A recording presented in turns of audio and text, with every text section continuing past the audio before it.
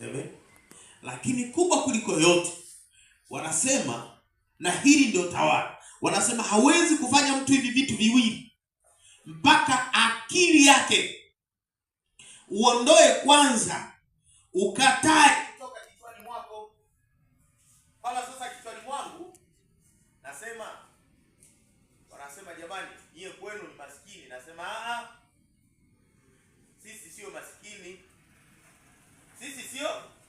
Kwa nitakapokataa umaskini, si nimeukataa umaskini?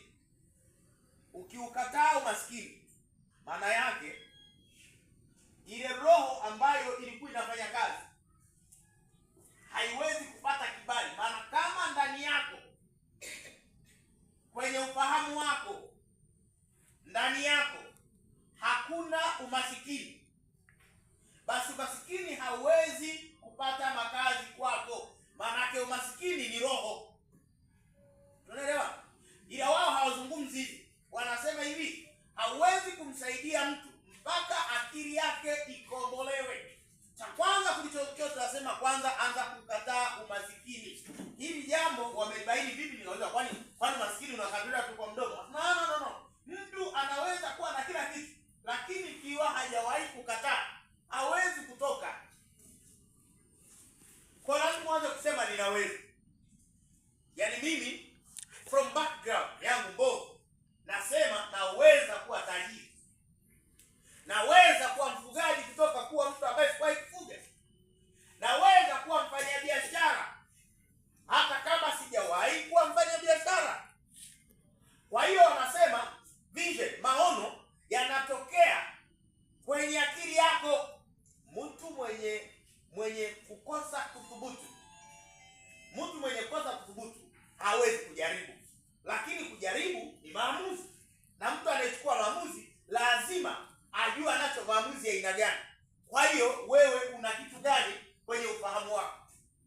Nikifundisha juzi niwaambia, wakati unashinda roho ya uchawi, wakati unashinda roho ya kansa, wakati unashinda roho ya pressure, wakati unashinda roho ya kupooza, hii haianzi na mtumishi. Itaanza kwanza na ufahamu wa mtu kufahamu inawezekana. Inawezekana.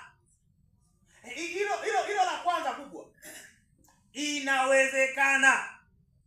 Kama inawezekana kutoka kwenye hali uliokuwa nayo kwenda hali nyingine, hii itakuwa inamaanisha kuwa wewe binafsi akili yako imekwambia. Ndio maana ugonjwa mbaya kuliko wote ni ufahamu wa mtu. Kama akili yake haijakombolewa, utaweza kupoteza maktaba na huwezi kufanya lolote. Hata chochote ingefanyika kwako utazidi kuangalia na macho. Ndio maana nikupe mfano. Watu waliojawa na roho ya kimasikini, hata mbele yake kama kuna fursa anaiona ndogo, yeye anaweza kanaipita.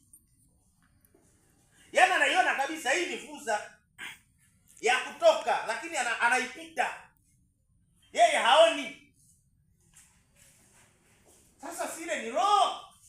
Wakati mtu tajiri, hata kabla hajamiliki utajiri, chochote anachokiona huwa anaona fursa. Tajiri yeye anapopita sehemu, watu wanalalamika bidhaa fulani, watu wanalalamika uchumi mgumu, yeye huanza kufikiri, hivi huwezi ukafanya hivi na ukapata hivi? Bwana Yesu asifiwe. Kwa hiyo udhaifu na matokeo mabaya ya mtu, iwe kiafya iwe kimwili, huzaliwa na akili mbovu. Lakini akili hii ni roho. Sasa ina hapa homework. Ikiwa akili ni roho, maana yake nini? Biblia inasema muzidi kufanya upya nia zenu za ndani. Nia zenu. Nia hii utatafuta wewe kwenye Biblia. Kama mko hapa wasomaji, nitafutieni. Bwana asifiwe. Brother, ni umeikusikia. Ufanye upya nia zenu za ndani. Nia za ndani zifanye upya. Zifanywe upya. Zifanywe upya. Maana kuna namna umejengwa, kuna namna umejengeka, kuna namna umekuwa. Lakini nasema you have to renew your mind. Biblia ya Kiingereza, renew your mind. Twende vizuri. Kiswahili nasema nia zenu zifanywe upya. Lakini Kiingereza nasema you have renewed, to renew your mind. Manake ubongo wako ufanywe upya, mawazo yako yafanywe upya. The way of thinking, namna ya kuwaza kwangu kubadilike. Soma Warumi 12. Mimi leo sikuwa nataka wasomaji tuone haya mambo. 12 Warumi mstari wa 2.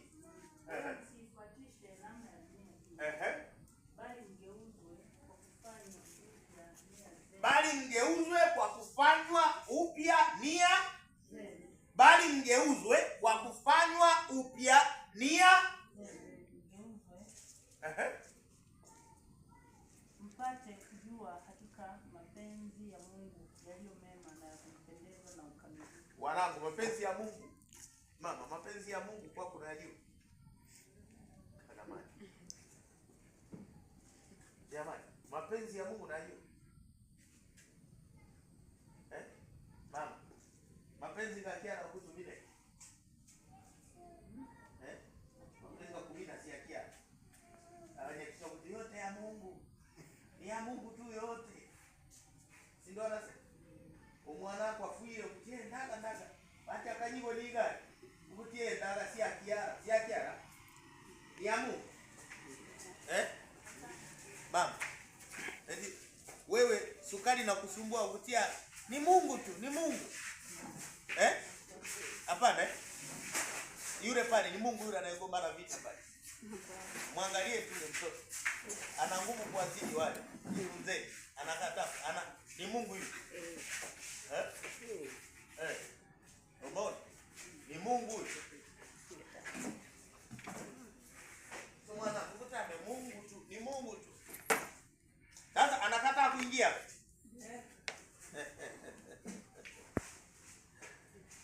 Bwana Yesu asifiwe sana. Ni Mungu tu. Ni Mungu tu. Bwana unakufa na roho ya masikini mpaka unajikuna kila toki. Ni Mungu tu. Ni hata sabuni unashinda kuti. Ni Mungu. Mapenzi ya kiara. Ni Mungu tu. Huyo ni Mungu. Watoto wengine wanasoma wakwangu hawasomi. Kuti ni Mungu tu. Huyo ni Mungu. Hapana. Nataka niseme jambo moja. Biblia inajaribu kusema kwa ufupi tu kidogo. Ikiwa mapenzi ya Mungu ambayo yamekusudiwa kwetu yakatendeka, ni kwa sababu umetambua. Nazungumza kwa lugha nyingine. Ni kwa sababu umefanya nini? Umetambua. Kama hujatambua, akili yako haijatambua, utaendelea kubaki hivyo. Bwana Yesu asifiwe sana. Watoto wa Mungu tunaelewa na Mungu.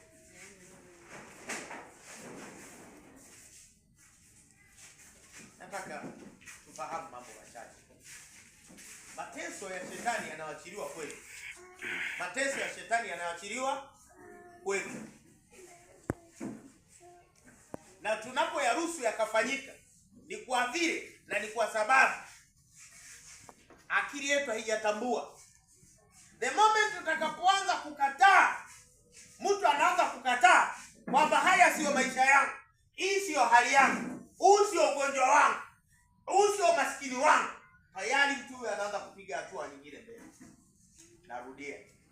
Saa ile utakapoanza kusema umasikini nilionao sio wangu, ugonjwa nilionao sio wangu,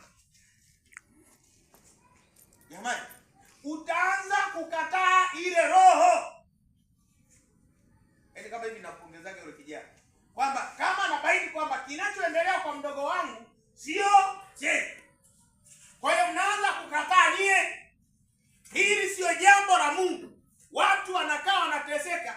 njia za Mungu, za mambo mapenzi ya Mungu. Bahati mbaya mtu anakufa bado asema haya ni mapenzi ya Mungu, mapenzi ya Mungu.